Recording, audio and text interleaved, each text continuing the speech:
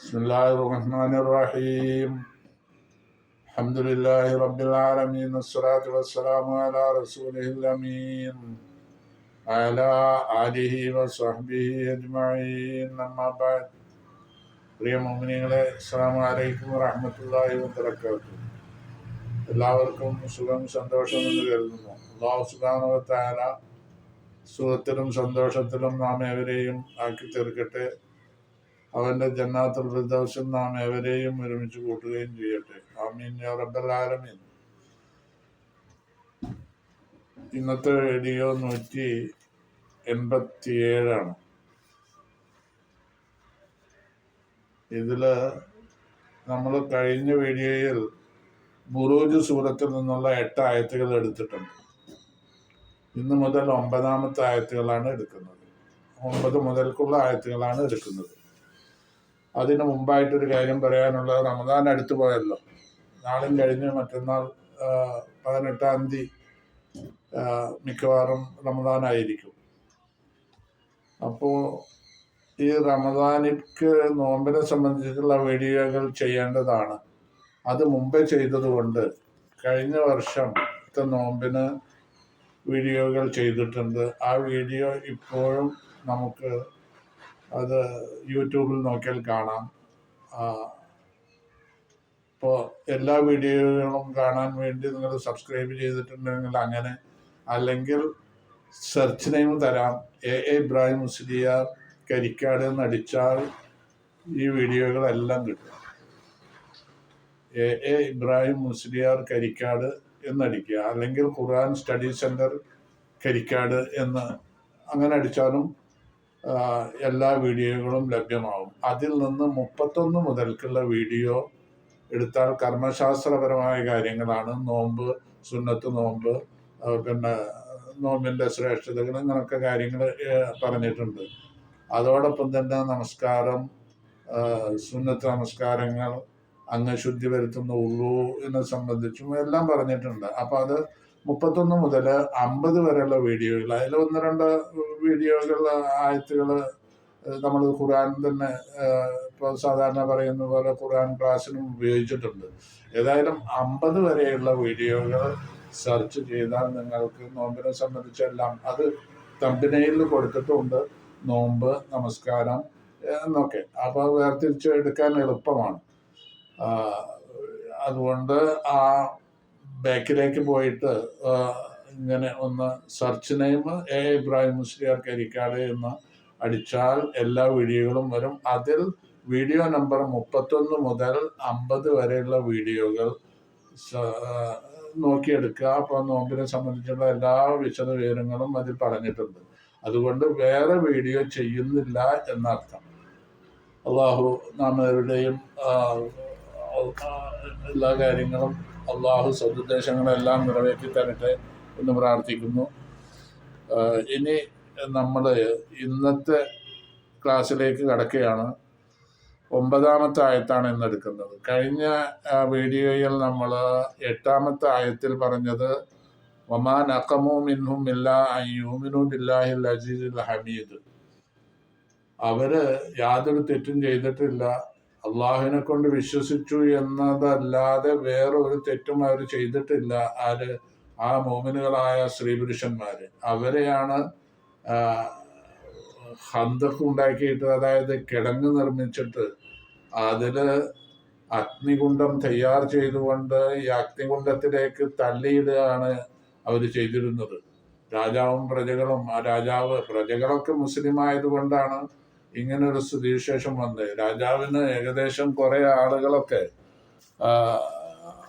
ആ രാജാവിൻ്റെ ആശയത്തിൽ ജീവിക്കുന്ന ആളുകളുണ്ടല്ലോ. അപ്പൊ അവരെല്ലാം കൂടിയാണ് ഈ മോമിനീങ്ങളെ ഈ നിലക്ക് ഉപദ്രവിച്ചിരുന്നത്. അപ്പൊ ആ ഉപദ്രവത്തിൽ 8ാമത്തെ ആയത്താണ് നമ്മൾ അസ്ഹാബുൽ ഉഖ്ദൂദ് എന്ന് പറഞ്ഞിട്ട് അവരെ സംബന്ധിച്ചുള്ള ചരിത്രം നമ്മൾ പറഞ്ഞു. അപ്പൊ അവരെ സംബന്ധിച്ചാണ് 8ാമത്തെ ആയത്തിൽ പറഞ്ഞ് ഒമാൻ അക്കമു, ആ സ്ത്രീ പുരുഷന്മാര്, ആ മോമിനീങ്ങളായ ആളുകൾ ഒരു തെറ്റും ചെയ്തിട്ടില്ല, എല്ലാ യുമിനു ബില്ലാഹിൽ അസീസിൽ ഹമീദ്, അള്ളാഹുവിൽ വിശ്വസിച്ചു എന്നല്ലാതെ. അള്ളാഹു പ്രതിഭാശാലിയും മഹത്വമേറിയവനാണ് എന്നും പറഞ്ഞു.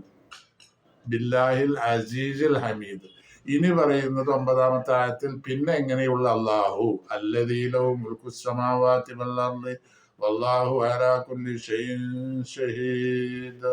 അല്ലദീ എങ്ങനെയുള്ള അല്ലാഹു ലഹു അവന് മാത്രമാണ് മുൽക്കു സമാവാതി വൽ അർളി ആകാശങ്ങളുടെയും ആധിപത്യം വൽ അർളി ഭൂമിയുടെയും ആധിപത്യം. എല്ലാ കൈകാര്യങ്ങളും നടത്തുന്നത് അള്ളാഹു മാത്രമാണ്. അള്ളാഹുവിനാണ് ഇതിന്റെ എല്ലാത്തിൻ്റെയും അധികാരം. അവൻ ഈ അധികാര പരിധി എന്ന് പറഞ്ഞാൽ അള്ളാഹുവിന്റെ അധികാര പരിധി നിർണ്ണയിക്കാൻ പറ്റില്ല. എല്ലാ കാര്യങ്ങളും നടത്തുന്നത് അള്ളാഹുവാണ്. അപ്പോ അള്ളാഹുവിന്റെ ആധിപത്യത്തിലാണ് ആകാശം ഭൂമിയും എല്ലാം നിലകൊള്ളുന്നത്. മാത്രമല്ല വല്ലാഹു അലാ കുല്ലി ഷൈഇൻ ഷഹീദ്, വല്ലാഹു അല്ലാഹു തആല അലാ കുല്ലി ഷൈഇൻ സർവകാര്യങ്ങൾക്കും ഷഹീദും സാക്ഷിയുമാണ്. ഇതിന്റെ തഫ്സീർ വായിക്കുക. കുല്ലുമൻ ഫീഹാ യഹഖു അലൈഹി ഇബാദത്തുഹു, ഭൂമിയിലും ആകാശത്തിലുമുള്ള സർവ്വ സൃഷ്ടിജാലങ്ങളും അള്ളാഹുവിനെ ഇബാദത്തെടുക്കാൻ ബന്ധപ്പെട്ടവരാണ്. വൽ ഖുശൂഉ ലഹു ഹുവ തആല, അല്ലാഹു തആല മുത്തലിഉൻ അലാ അഅ്മാലി ഇബാദിഹി, അള്ളാഹുവിന്റെ അടിമകളുടെ പ്രവർത്തനങ്ങളെല്ലാം നോക്കി കാണുന്നുണ്ട്. ലാ തഖ്ഫാ അലൈഹി, അവന് അവ്യക്തമാവില്ല. ഖാഫിയത്തുൻ മിൻ ശുഊനിഹിം, അവരുടെ കാര്യങ്ങളിൽ നിന്ന് എന്തെങ്കിലും ഒരു കാര്യം അവ്യക്തമായിട്ട് വരിക എന്നുള്ളതുണ്ടാവില്ല അള്ളാഹുവിന്. പിന്നെ ഇപ്പൊ ഈ പറഞ്ഞത് വഅദുൽ മുഅ്മിനീൻ, മുഅ്മിനീങ്ങൾക്ക് സന്തോഷമുള്ള കാര്യമാണ്. വഅദുൽ മുഅ്മിനീൻ, മുഅ്മിനീങ്ങൾക്ക് താക്കീത് ചെയ്യപ്പെടുന്ന കാര്യവുമാണ്. ഈ അള്ളാഹു എല്ലാതിൻ്റെ ആധിപത്യം ഉള്ളവനാണ്, ആകാശഭൂമിയുടെയും അള്ളാഹു എല്ലാ കാര്യങ്ങൾക്കും സാക്ഷിയുമാണ് എന്ന് പറഞ്ഞത് ഇതിൽ നിന്ന് മനസ്സിലാക്കാനുള്ളത് മുഅ്മിനീങ്ങൾ സന്തോഷിക്കുകയാണ് പറഞ്ഞത്. കാരണം അവർ ചെയ്യുന്ന ഇബാദത്തുകളെല്ലാം അള്ളാഹു കാണുകയും അതിന് നമ്മൾക്ക് ആഖിറത്തിൽ പ്രതിഫലം തരികയും ചെയ്യും എന്നുള്ള സന്തോഷമാണ് മുഅ്മിനീങ്ങൾക്ക്. മുജ്രിമീങ്ങൾക്കോ അവര് കുറ്റവാളികള്, അവര് ഭയപ്പെടുക, അവർക്ക് പേടി സ്വപ്നമായി മാറുക. അള്ളാഹു ഇതെല്ലാം മനസ്സിലാക്കിയിട്ട് നമുക്ക് ശിക്ഷ തരും എന്നുള്ള ഭയം അവർക്കുണ്ട്. അപ്പോൾ ഇനി 10-ാമത്തെ ആയത്താണ്. ഇന്നല്ലദീന ഫതനുൽ മുഅ്മിനീന വൽ മുഅ്മിനാതി സുമ്മ ലം യതൂബൂ ഫലഹും അദാബു ജഹന്നമ വലഹും അദാബുൽ ഹരീഖ്. ഈ മുഅ്മിനീങ്ങളെ സംബന്ധിച്ചാണ് ഇനി പറയുന്നത്. ഇന്നല്ലദീന ഫതനുൽ മുഅ്മിനീന, ഇന്നല്ലദീന തീർച്ചയായും ഒരു കൂട്ടര് ഫതനു, അവര് ദ്രോഹ നടപടികൾ എടുത്തിട്ടുണ്ട്. അൽ മുഅ്മിനീന, മുഅ്മിനീങ്ങളുടെ മേൽ, വൽ മുഅ്മിനാത്തി, മുഅ്മിനാത്തുകളായ സ്ത്രീകളുടെ മേലും അവര് ദ്രോഹ നടപടികൾ സ്വീകരിച്ചിട്ടുണ്ട്. അങ്ങനെയുള്ള ആളുകൾ സുമ്മലം യതൂബ്, പിന്നെ അവർ തൗബ ചെയ്യുകയും ചെയ്തിട്ടില്ല. തൗബ ചെയ്തെങ്കിൽ അവരുടെ പാപങ്ങളൊക്കെ അള്ളാഹു പൊറുക്കുമായിരുന്നു. തൗബ ചെയ്തിട്ടുമില്ല. അങ്ങനെ അവർ മരിച്ചു പോവുകയാണ്. എന്നാൽ ഫലഹും, അവർക്കുണ്ട് അദാബു ജഹന്നമ, ജഹന്നമിന്റെ ശിക്ഷ ഉണ്ടവർക്ക്. വലഹും അദാബുൽ ഹരീഖ്, അവർക്ക് നരകത്തിൽ കരിഞ്ഞ് പോകുന്ന ശിക്ഷയുമുണ്ട്. നരകത്തിൽ കിടന്ന് കരിഞ്ഞു പോവുക, ആ ശിക്ഷയും ഉണ്ട് അവർക്ക്. അപ്പോ ഈ മോമിനികളായ സ്ത്രീ പുരുഷന്മാരെ ഇവര് ദുന്യാവിൽ വെച്ച് കരിച്ചു കളയുന്ന, ജീവനോടെ കരിച്ചു കളയുന്ന ശിക്ഷാ നടപടികളെ എടുത്തതിന്റെ പേരല്ല, അവർ ഇസ്ലാമിൽ വിശ്വസിച്ചു എന്നതിന്റെ പേരിൽ. അതിന്റെ പേരിൽ ഇങ്ങനെ ഈ നിലപാട് സ്വീകരിച്ച ആളുകൾക്ക് അവര് തൗബ ചെയ്യാതെ ലോകത്ത് നിന്ന് ദുന്യാവിൽ നിന്ന് മരിച്ചു പോയിട്ടുണ്ടെങ്കിൽ അവര് അഭിമുഖീകരിക്കേണ്ടി വരും അല്ലാഹുവിന്റെ ശിക്ഷ. ജഹന്നമിനെയും ജഹന്നമിൽ കിടന്ന് വെന്ത് കരിഞ്ഞു പോകുന്നതിനെയും അവർ അഭിമുഖീകരിക്കേണ്ടി വരും എന്നാ പറഞ്ഞത്. അപ്പോ ഇതാണ് ഈ 15-ാമത്തെ ആയത്ത്. ഞാൻ ഈ മലയാളത്തിൽ പറഞ്ഞ ആശയങ്ങൾ തന്നെയാണ് ഇതിന്റെ തഫ്സീറിൽ പറഞ്ഞിട്ടുള്ളത്. 11-ാമത്തെ ആയത്ത് ഇന്നല്ലദീന ആമനു വഅമിലുസ്സാലിഹാത്തി ലഹും ജന്നാത്തുൻ തജ്രി മിൻ തഹ്തിഹൽ അൻഹാർ ദാലികൽ ഫൗസുൽ കബീർ. ഇന്നല്ലദീന, തീർച്ചയായും ഒരു കൂട്ടർ, ആമനു, അവർ വിശ്വസിച്ചിട്ടുണ്ട്, വഅമിലുസ്സാലിഹാത്തി, അവർ സൽക്കർമ്മങ്ങൾ ചെയ്യുകയും ചെയ്തിട്ടുണ്ട്. അങ്ങനെയുള്ള ആളുകൾ ലഹും, അവർക്കുണ്ട്, ജന്നാത്തുൻ, തോട്ടങ്ങൾ, സ്വർഗീയ തോട്ടങ്ങളുണ്ട്, തജ്രി, മിൻ തഹത്തിഹ അതിൻ്റെ താഴ്ഭാഗത്തിലൂടെ സഞ്ചരിക്കുന്നു, അല്ലന്നാറു നദികൾ സഞ്ചരിക്കുന്നു. ലാലിക്കായി ഈ അനുഗ്രഹങ്ങളെല്ലാം ഫൗസുൽ കബീർ, ഇത് വലിയ വിജയമാണ്, മോമിനിങ്ങൾക്കുള്ള വിജയമാണ് ഈ പറഞ്ഞ വിജയം. സ്വർഗത്തിൽ ഇത്തരം വിജയങ്ങൾ കിട്ടും. ഇവിടെ മോമിന് അവിശ്വാസികളെ സംബന്ധിച്ചിടത്തോളം അവർ ചെയ്ത തെറ്റുന്നവർക്ക് പ്രതിഫലം, അവർക്ക് നരകവും അതിൽ കിടന്ന് കരിയലും ആ പ്രതിഫലമായിട്ടുള്ള അവർക്ക് നൽകും എന്ന് പറഞ്ഞപ്പോൾ പിന്നെ മോമിനിങ്ങൾക്കുണ്ടാവുന്ന ഗുണവിശേഷങ്ങളാണ് അള്ളാഹു പറഞ്ഞത്. ഇന്നല്ലദീന ആമനു വഅമിലു സ്വാലിഹാത്തി, വിശ്വസിക്കുകയും സൽക്കർമ്മങ്ങൾ ചെയ്യുകയും ചെയ്ത ആളുകൾ അവർ എന്തെല്ലാം ദുരിതങ്ങൾ ഇവിടെ അനുഭവിക്കേണ്ടി വന്നാലും അള്ളാഹു അതിനെല്ലാം പ്രതിഫലം ഏറ്റി കൊടുക്കും. അത് സ്വർഗമാവും, സ്വർഗീയ നിയമത്തുകളാവും അവർക്ക് കൊടുക്കൽ. അതിനേക്കാൾ അപ്പുറം ഒരു വിജയമില്ല എന്നാണ് അള്ളാഹു പറഞ്ഞിട്ടുള്ളത് 11-ാമത്തെ ആയത്തിൽ. ഇന്നല്ലദീന അല്ലദീ ജമഉ ബൈനൽ ഈമാനി വൽ അമലി സ്വാലിഹി, വിശ്വസിക്കുകയും സൽക്കർമ്മങ്ങൾ ചെയ്യുകയും ചെയ്ത ആളുകൾ. ഇത് ഈ തഫ്സീറിൽ പറഞ്ഞ കാര്യങ്ങളൊക്കെ ഇപ്പം ഞാൻ പറഞ്ഞതാണ്. ഇനി 12-ാമത്തെ ആയത്ത്. ഇനി അള്ളാഹു പറയുന്നത്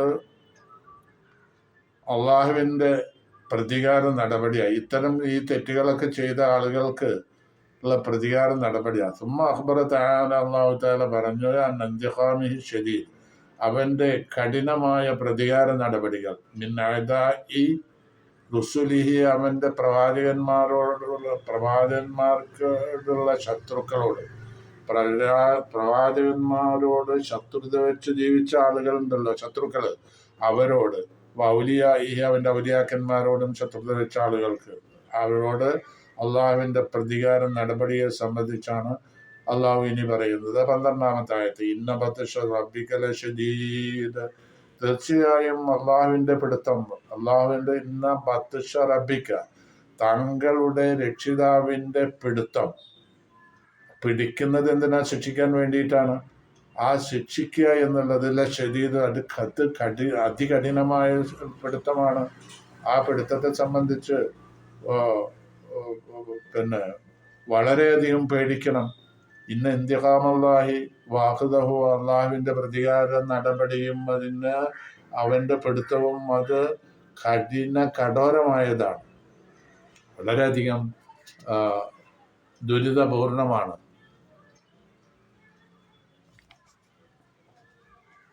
12-ാമത്തെ ആയത്ത്. 13-ാമത്തെ ആയത്ത്. ഇന്നഹു യുബദിഉ വയുഈദ്, അള്ളാഹു ആദ്യമായി സൃഷ്ടിക്കുന്നത്, പിന്നെ ഈ സൃഷ്ടിക്കൽ വീണ്ടും ചെയ്യുന്നു, അത് പുനർജന്മം നൽകിയിട്ട്. യുബദിഉ, അവൻ ആദ്യമായി സൃഷ്ടിക്കും. സൃഷ്ടിപ്പ് തുടങ്ങുന്നു, അതായത് ഒരു മിസാലില്ലാതെ കണ്ട് ഇല്ലായ്മയിൽ നിന്ന് അള്ളാഹു സൃഷ്ടിക്കുക.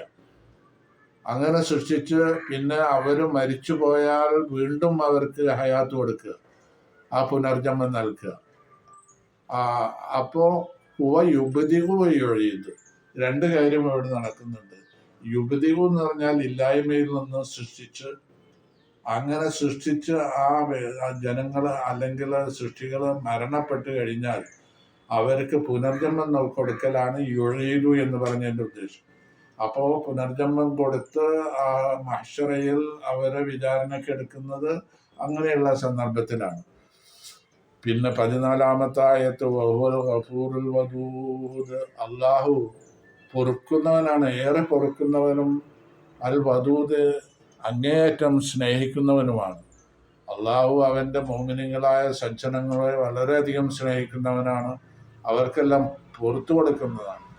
അപ്പോൾ അള്ളാഹു തആല അവൻ്റെ ഇഷ്ടപ്പെട്ട അടിമകളെ, അവരുടെ തെറ്റുകൾ ഏതെങ്കിലും ഉണ്ടെങ്കിൽ അത് മറച്ചു വെക്കും, അള്ളാഹു പുറത്തു കൊടുക്കും. പിന്നെ അള്ളാഹു ഏറ്റവും സ്നേഹത്തോടു കൂടിയാണ് അള്ളാഹു അവൻ്റെ ഇഷ്ടദാസന്മാരെ കണക്കിലെടുക്കുക. ഇത് വലിയ ഒരു നിഅമത്താണ് അള്ളാഹുവിൻ്റെ സജ്ജനങ്ങൾക്ക്. പിന്നെ 15-ാമത്തെ ആയത്ത് ദുൽ അർശിൽ മജീദ്, ഒക്കെ ചെറിയ ചെറിയ ആയത്തുകളാണ്, അതുകൊണ്ട് വേഗം എടുത്തു പോവാം. ദുൽ അർശിൽ മജീദ്, അരിശുടയവനായ അള്ളാഹുവാണ്. അരിശ് എന്ന് പറഞ്ഞാൽ സിംഹാസനം, സിംഹാസനത്തിൻ്റെ അധിപനാണ്. രാജാതിരാജനാണല്ലോ അള്ളാഹു, അല്ലെങ്കിൽ ചക്രവർത്തിയാണ്. ഏത് നിലയിലാണ് അള്ളാഹുവിനെ വിശേഷിപ്പിക്കാൻ കഴിയുക? അതിലൊക്കെ അപ്പുറത്താണ് അള്ളാഹുവിൻ്റെ അധികാരപരിധി. അപ്പോൾ ആ ആ രാജാക്കന്മാരാണെങ്കിലും ചക്രവർത്തിമാരാണെങ്കിലും അതിൻ്റെ അപ്പുറമുള്ളവരാണെങ്കിലും ഒരു സിംഹാസനം ഉണ്ടാവും, അവരുടെ ഭരണപീഠം. ആ സിംഹാസനത്തിൻ്റെ അധിപനാണ് അള്ളാഹു. അൽ മജീദ്, മഹത്വമേറിയ സിംഹാസനമാണ്. ദുൽ അർഷിൽ മജീദ്. ദുൽ അർഷ് എന്ന് പറഞ്ഞാൽ അർഷിന്റെ ഉടമ, അർഷിന്റെ അധിപൻ. അർഷ് എന്ന് പറഞ്ഞാൽ സിംഹാസനം. അൽ മജീദ്. അർ റഹ്മാൻ അലൽ അർഷിസ്തവ എന്നൊക്കെ നമ്മൾ മുമ്പേ പറഞ്ഞിട്ടുണ്ട്. ആയത്തുകൾ എടുത്ത് അതിൻ്റെ തഫ്സീറുകളൊക്കെ പറഞ്ഞിട്ടുണ്ട്. അർഷിൽ, സിംഹാസനത്തിൽ അള്ളാഹു ഭവിഷ്ഠനായി എന്ന അതിനെ സംബന്ധിച്ച് നമ്മൾ പറഞ്ഞിട്ടുള്ളത് എങ്ങനെയാണ് അള്ളാഹുവിനോട് യോജിച്ച നിലക്ക് അതേ നിലയിൽ അള്ളാഹു അർഷിൽ ഉപവിഷ്ടനായി എന്നാണ് നമ്മൾ പറഞ്ഞിട്ടുള്ളത്. അർഷിന്റെ ഉപയോഗം അള്ളാഹുവിനെ സംബന്ധിച്ച് എന്താണ്? അർഷിൽ രാജാക്കന്മാരിപ്പോൾ സിംഹാസനത്തിൽ ഇരിക്കുമല്ലോ, ആ ഇരിക്കുന്ന രീതിയിലുള്ള ഇരുത്തമൊന്നും നമുക്ക് സങ്കല്പിക്കാൻ കഴിയില്ല. അള്ളാഹുവിനോട് യോജിച്ച നിലയിൽ എങ്ങനെയാണോ അതെങ്കിൽ അത് അങ്ങനെ തന്നെ എന്നുള്ള വിശ്വാസമാണ് നമ്മൾക്ക് വേണ്ടത്. അപ്പോൾ സാഹിബുൽ അർഷിൽ അലീമാണ് അള്ളാഹു. അള്ളാഹു തആല അൽ ആലി അല ജമീൽ ഖലായിഖ്, എല്ലാ സൃഷ്ടികളെക്കാളും മേലെയായവനാണ് അള്ളാഹു തആല. മാത്രമല്ല, മഹത്വത്തിൻ്റെയും പൂർണ്ണതയുടെയും എല്ലാ സിഫത്തുകളും അള്ളാഹു വിശേഷണങ്ങളും കൊണ്ട് വിശേഷിപ്പിക്കപ്പെടുന്നതാണ് അള്ളാഹു. പിന്നെ 16-ാമത്തത് ഫഅാലുൽ ലിമാ യുരീദ്. ഫഅാലുൻ, അള്ളാഹു പ്രവർത്തിക്കുന്നവനാണ്. ലിമാ യുരീദ്, അവൻ ഉദ്ദേശിച്ച കാര്യങ്ങളൊക്കെ ചെയ്യുന്നവനാണ് അള്ളാഹു. എന്താണോ ഉദ്ദേശിച്ചത് അതെല്ലാം ചെയ്യും. അള്ളാഹുവിന് വേറൊരാളെ സംബന്ധം നോക്കേണ്ടതില്ല. ഇവിടെ പിന്നെ അബൂബക്കർ സിദ്ദീഖ് റളിയല്ലാഹുവിനെ സംബന്ധിച്ച് ഒരു കാര്യം എടുത്തു പറയാനുള്ളത്, അബൂബക്കർ സിദ്ദീഖ് റളിയല്ലാഹു അൻഹു മരണശയ്യയിലാണ്, രോഗം പിടിച്ച് കിടക്കുകയാണ്. ആ സമയത്ത് സുഹൃത്തുക്കൾ വന്നിട്ട് ചോദിച്ചു, ഡോക്ടറെ കണ്ടിരുന്നോ? കണ്ടു. എന്താ ഡോക്ടർ പറഞ്ഞത്? ഡോക്ടർ എന്നോട് പറഞ്ഞത്, ഞാൻ ഉദ്ദേശിച്ച കാര്യങ്ങൾ ഞാൻ നടപ്പിൽ വരുത്തും എന്നാണ് ഡോക്ടർ എന്നോട് പറഞ്ഞത്. ഇതിൽ നിന്ന് നമുക്ക് മനസ്സിലാക്കാനുള്ള ഗുണപാഠം എന്താണെന്ന് വെച്ചാൽ, അല്ലാഹു സുബ്ഹാനഹു വ തആലയാണ് ഡോക്ടറായിട്ട് ഇവിടെ അബൂബക്കർ സിദ്ദീഖ് റളിയല്ലാഹു അൻഹു പറഞ്ഞത്. മറ്റൊരു ചോദിച്ച ഡോക്ടർ ശരിക്കുള്ള ഡോക്ടറാണ്. അപ്പോൾ അതിന് അബൂബക്കർ സിദ്ദീഖ് റളിയല്ലാഹു അൻഹു പറഞ്ഞത്, പടച്ചവൻ എൻ്റെ സൂക്കറിനെ സംബന്ധിച്ച് അറിഞ്ഞു മനസ്സിലാക്കി പറഞ്ഞത് ഇങ്ങനെയാണ്, അവന് ഇഷ്ടപ്പെട്ട നിനക്ക് അവൻ കാര്യങ്ങൾ ചെയ്യും എന്നാണ് എന്നോട് പറഞ്ഞത്. അപ്പം അതിൽ നിന്ന് കേട്ടവർക്ക് എന്താ മനസ്സിലായത്? അള്ളാഹു ആണെന്ന് മനസ്സിലാക്കി. സഹാബികളാണല്ലോ, അനുജന്മാർ, സുഹൃത്തുക്കളാണ് ചോദിച്ചത് അബൂബക്കർ സിദ്ദീഖ് റളിയല്ലാഹു അൻഹു. അപ്പോൾ അജലെത്തിയിട്ടുണ്ടെങ്കിൽ മരിക്കും എന്നാണ് അതിൻ്റെ സൂചന. അല്ലെങ്കിൽ അള്ളാഹു അജലെത്തിയിട്ടില്ലെങ്കിൽ അള്ളാഹു ആയുസ്സിനെ ദീർഘിപ്പിച്ചു കൊടുക്കും എന്നുള്ളതുമൊക്കെയാണ് അതിൽ നിന്ന് നമുക്ക് മനസ്സിലാക്കാനുള്ള ഗുണപാഠം. എന്താവട്ടെ, 17-ാമത്തെ ആയത്ത്, അല്ലാത്താക ഹദീസുൽ ജുനൂദ്, സൈന്യങ്ങളുടെ വാർത്ത നിനക്ക് വന്നു കിട്ടിയോ എന്നാണ് റസൂലിനോട് അള്ളാഹു ചോദിക്കുന്നത്. ഹൽ ബല്ലക, ഹൽ അത്താക്ക, നിനക്ക് വന്നോ? റസൂലിനോട് ചോദിക്കുക ഹദീസുൽ ജുനൂദ്, ആ സൈന്യങ്ങളുടെ വാർത്ത വന്നു എന്ന് ചോദിച്ചാൽ ഇവിടെ ഇസ്തിഫാമുൽ തശ്വീഖ്, ഈ പറയുന്ന കാര്യത്തിലേക്ക് ഒരു ആഗ്രഹം വെപ്പിക്കുന്ന നിലക്കുള്ള ചോദ്യമാണ് ഇവിടെ ഇസ്തിഫാമുൽ തശ്വീഖ് എന്ന് പറഞ്ഞത്. അതായത് ഈ പറയുന്ന കാര്യത്തിലേക്ക് ഒരു ആഗ്രഹം വെപ്പിക്കുക, റസൂലിന് ആഗ്രഹം ഉണ്ടാക്കി കൊടുക്കുക. അതാണ് ഇവിടെ ഈ ആയത്ത് കൊണ്ട് അള്ളാഹു ഉദ്ദേശിക്കുന്ന ഹൽ അത്താക്ക, ആ ശൈലി അങ്ങനെ നിനക്ക് വന്നു കിട്ടിയോ ഹദീസുൽ ജുനൂദ്, സൈന്യങ്ങളുടെ സംബന്ധിച്ച വാർത്ത. അപ്പോൾ ഏതാ സൈന്യം എന്നുള്ളത് റസൂലിന് ജിജ്ഞാസ ഉണ്ടാവും അതറിയാൻ. ഹൽ ബല്ലഗക യാ മുഹമ്മദ് ഖബറുൽ ജുമുഇൽ കാഫിറ, ആ കാഫിറത്തായ അവിശ്വാസികളായ സംഘങ്ങളുടെ വാർത്ത നിനക്ക് വന്നു കിട്ടിയോ എന്നാണ് റസൂലിനോട് ചോദിക്കുന്നത്.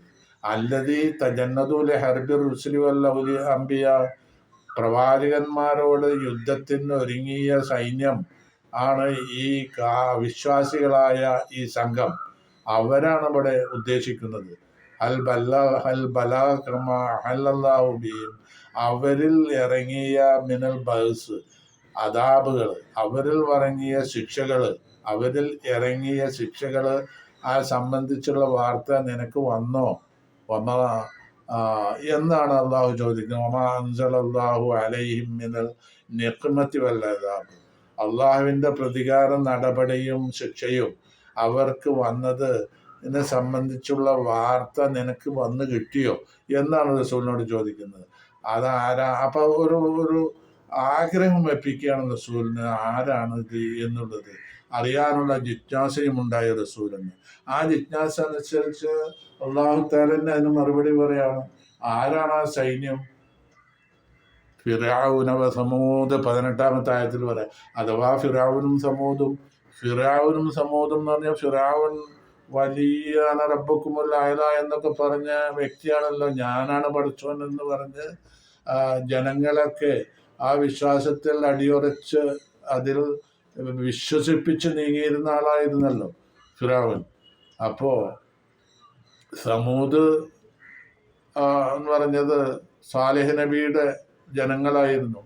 സാലിഹ് നബിയുടെ ജനങ്ങള് അവർക്ക് സാലിഹ് നബിക്ക് മൊയ്ജിസത്തായിട്ട് അള്ളാഹു ഒരു ഒട്ടകത്തെ കൊടുത്തു. ആ ഒട്ടകത്തെ നിങ്ങൾ ഈ ഒട്ടകത്തിനെ ശല്യം ചെയ്യരുത്, അതിന് വെള്ളം കുടിക്കാനുള്ള ഒരു സമയം നിശ്ചയിച്ചിട്ടുണ്ട്, ആ സമയത്ത് അതിന് വെള്ളം കൊടുക്കണം, നിങ്ങൾ അത് തട്ടിയെടുക്കാൻ പാടില്ല എന്നൊക്കെയുള്ള നിർദ്ദേശങ്ങളൊക്കെ സാലിഹ് നബി ജനങ്ങൾക്ക് നൽകി.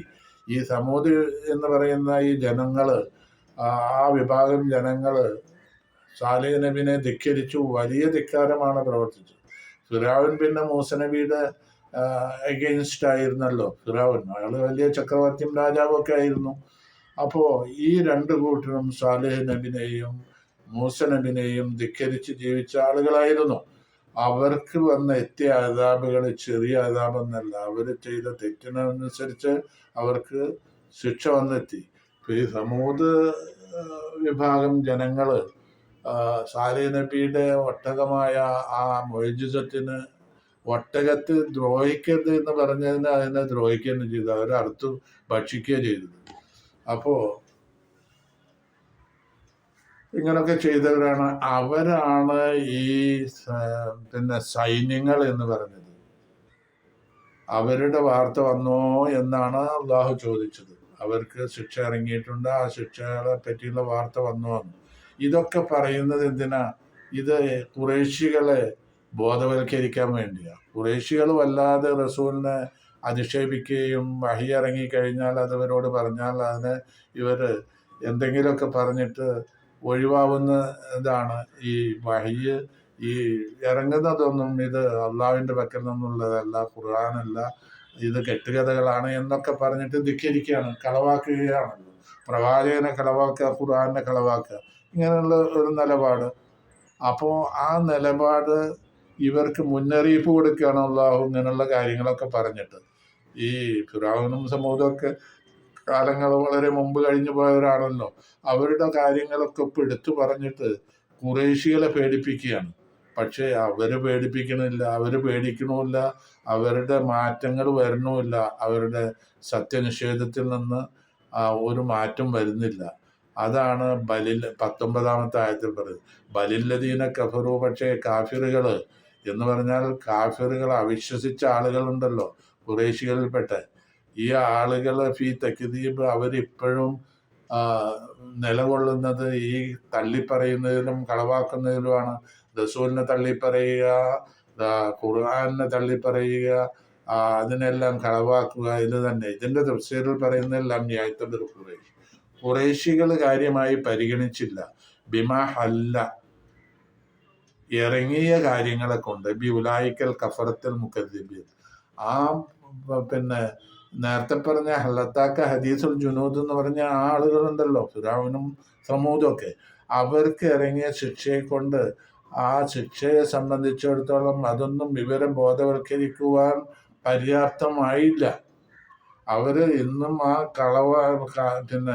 കളവാക്കുന്ന നിലപാടിൽ തന്നെയാണ് ഇന്നും അവർ നിലകൊള്ളുന്നത് എന്നാണ് ഖുർആൻ ഒന്നാമത്തെ 19 ആയത്തിൽ പറയുന്നത്. ബലില്ലദീനൊക്കെ പറയും. പക്ഷേ കാഫിറുകൾ, കുറേശികളായ കാഫിറുകൾ, മക്കയിലുള്ള കാഫിറുകൾ, മുശ്രിക്കീങ്ങൾ ഫീ തക്ദീബ് തന്നെയാണ് അവർക്കുള്ള കളവാക്കുക, എല്ലാതിനെയും തള്ളിപ്പറയുക എന്നത് തന്നെയാണ്. അതുകൊണ്ട് പേരിൽ ബൽഹും മുസ്തമിറൂന ഫി തക്ദീബ്, അവര് സ്ഥിരമായി കൊണ്ട് നിലയുള്ളതാണ്. ഫഹും അശദ്ദു മിൻഹും കുഫ്റൻ വതുഗ്യാൻ, അവര് അവരുടെ അവിശ്വാസത്തിൽ ശക്തമായിട്ട് പിന്നെയും നിലകൊള്ളുകയാണ്. പിന്നെ 20 ആയത്ത് വല്ലാഹു മിൻ വറാഇഹിം മുഹീത്ത്, അല്ലാഹു സുബ്ഹാനഹു വ തആല മിൻ വറാഇഹിം, അവരുടെ പിൻഭാഗത്തിൽ കൂടെ മുഹീത്തുൻ, അവരെ വലയം ചെയ്തിരിക്കുകയാണ്. എല്ലാ കാര്യങ്ങളും അള്ളാഹുവിനും അറിഞ്ഞുകൊണ്ട് അവൻ അറിയുകയാണ്. അവനെല്ലാം അറിയാൻ കഴിവുള്ളവനുമാണ്. ഒരു കാര്യവും അള്ളാഹുവിൽ നിന്ന് മറഞ്ഞു പോകില്ല എന്നൊക്കെ ലായഫൂത്തൂനവും വലായുജിസൂന ലിഅന്നഹും ഫീ ഖബ്ലതിഹി ഫീ കുല്ലി വഖ്തിൻ വഹീൻ, എല്ലാ സമയത്തും അള്ളാഹുവിൻ്റെ ഖബ്ലത്തിലാണ് അവർ. അള്ളാഹു അവരെ വലയം ചെയ്തിട്ടുണ്ട്.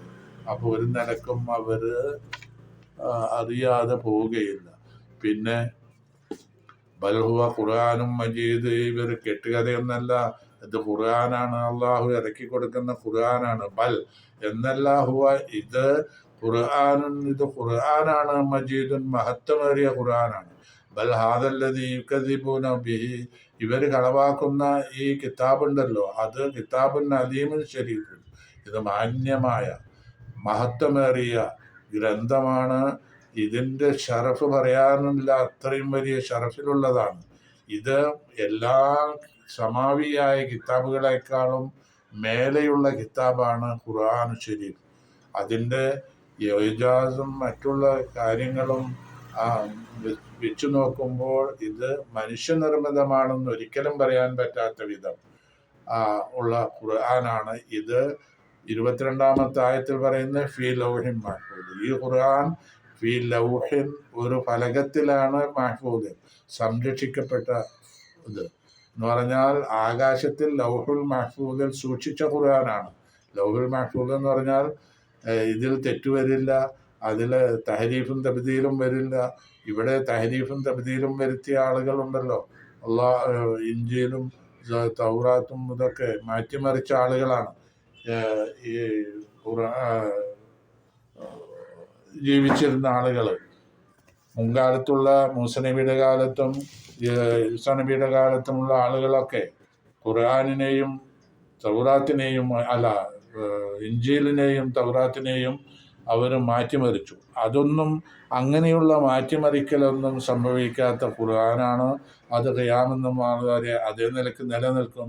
പിന്നെ ഇതിൽ ആദ്യമുണ്ടായ ഖുർആനിനെ കുറച്ച് ചുരുക്കി കൊണ്ടുവരാനും നടപടികൾ സ്വീകരിക്കുന്ന, അത് നടക്കില്ല, ഒരാൾക്കും നടക്കില്ല.